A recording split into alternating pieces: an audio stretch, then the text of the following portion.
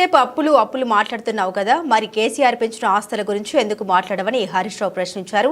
తెలంగాణ ఏర్పడిన నాడు 2013-2014లో మన తలసరి ఆదాయం నిజాలు చెప్పు. నువ్వు ఇలా కాళేశ్వరం ప్రాజెక్టులో ఎన్ని రిజర్వాయర్లు కట్టినాం? బంద్ చేయి అన్ని. నాడు 2013-2014లో మన తలసరి ఆదాయం 1,12,162. ఇవాళ 3,47,229కి పోయింది.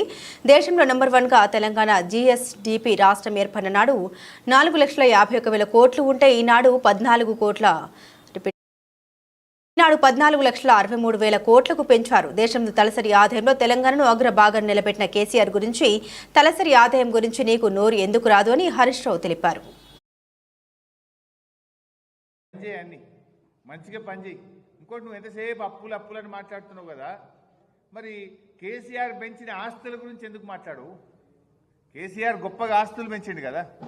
తెలంగాణ రాష్ట్రం ఏర్పడ్డ నాడు రాష్ట్రం ఏర్పడ్డ నాడు 4,51,000 కోట్లుంటే ఈరోజు 14,63,000 కోట్లకు పెంచారు.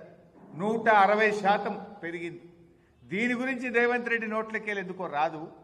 ఇది రాష్ట్ర సంపద పెరిగింది, రాష్ట్రంలో పౌరుల సంపద పెరిగింది, తలసరి ఆదాయం పెరిగింది, ఆస్తుల కల్పన జరిగింది, దేశ జీడిపికి 5.1% మనము కాంట్రిబ్యూట్ చేస్తూ ఉన్నాం. ఇలాంటి మంచి మాటలు రేవంత్ రెడ్డి నోట రావు. అన్నీ అబద్ధాలు, గోబల్స్. నిజాలు చెప్పు. నువ్వు ఇలా కాళేశ్వరం ప్రాజెక్టులో ఎన్ని రిజర్వాయర్లు కట్టినాం? బంద్ చేయి అన్ని. మంచిగా పని చేయి. ఇంకోటి, నువ్వు ఎంతసేపు అప్పులని మాట్లాడుతున్నావు కదా, మరి కేసీఆర్ పెంచిన ఆస్తుల గురించి ఎందుకు మాట్లాడు? కేసీఆర్ గొప్పగా ఆస్తులు పెంచిండు కదా. తెలంగాణ రాష్ట్రం ఏర్పడ్డ నాడు 2013-14లో మన తలసరి ఆదాయం 1,12,162 రూపాయలు. మరి ఇవాళ ఎక్కడికి పోయింది మన తలసరి ఆదాయం?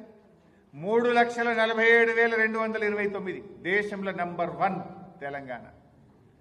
ఈ దేశంలో 28 రాష్ట్రాల్లో తలసరి ఆదాయంలో అగ్రభాగాన తెలంగాణను నిలబెట్టిన కేసీఆర్ గురించో ఆ తలసరి ఆదాయం గురించి నీకెందుకో నోరు రాదు. జీఎస్డీపీ మన రాష్ట్ర స్థూల ఉత్పత్తి రాష్ట్రం ఏర్పడ్డ నాడు 4,51,000 కోట్లుంటే ఈరోజు 14,63,000 కోట్లకు పెంచారు. 160% పెరిగింది. దీని గురించి రేవంత్ రెడ్డి నోట్లకెళ్ళి ఎందుకో రాదు. ఇది రాష్ట్ర సంపద పెరిగింది, రాష్ట్రంలో పౌరుల సంపద పెరిగింది, తలసరి ఆదాయం పెరిగింది, ఆస్తుల కల్పన జరిగింది, దేశ జీడిపికి 5.1% మనము కాంట్రిబ్యూట్ చేస్తూ ఉన్నాం. ఇలాంటి మంచి మాటలు రేవంత్ రెడ్డి నోట రావు. అన్నీ అబద్ధాలు, గోబల్స్. నిజాలు చెప్పు. నువ్వు ఇలా కాళేశ్వరం ప్రాజెక్టులో ఎన్ని రిజర్వాయర్లు కట్టినాం? బంద్ చేయి అన్ని. మంచిగా పని చేయి. ఇంకోటి, నువ్వు ఎంతసేపు అప్పులని మాట్లాడుతున్నావు కదా, మరి